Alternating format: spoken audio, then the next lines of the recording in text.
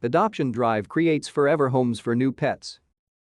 Before Saturday's adoption event, Roanoke's Angels of Assisi was at capacity, but after the event, that was a completely different story. Angels of Assisi's director Lisa O'Neill says 10 dogs were adopted during the event. She tells WFXR News that shelters being full is a national problem, so, on Saturday, all dogs could go to their new furr-ever home with a family for a reduced adoption fee of $50.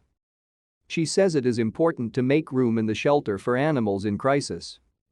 We get calls and emails and texts almost every day asking for help, sometimes as far away as North or South Carolina, where the shelters are really struggling, says O'Neill, who commented that those calls for help are hard to turn down. To stay up to date with latest top stories, make sure to subscribe to this YouTube channel by clicking the button above this video. We hate saying we can't help.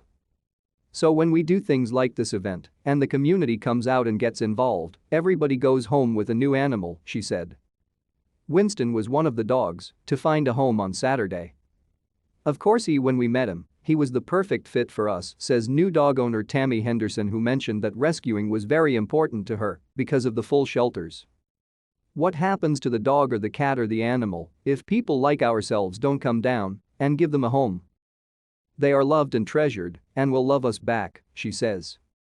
So what is to blame for the full animal shelters? O'Neill says part of it is inflation.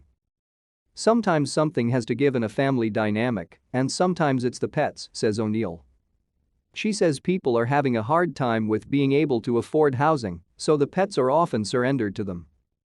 COVID-19 is also to blame. During COVID, a lot of people were home, and now everybody's going back to work, and it's harder to have an animal that is used to having their human home 24/7, so that's a big change on the animal's part, and things happen, says O'Neill. Things happen, and when they do, O'Neill says Angels of Assisi can help by providing low-cost vet services and pet food. You can say that animals are important to a family, or you can say that animals are part of that family, she said.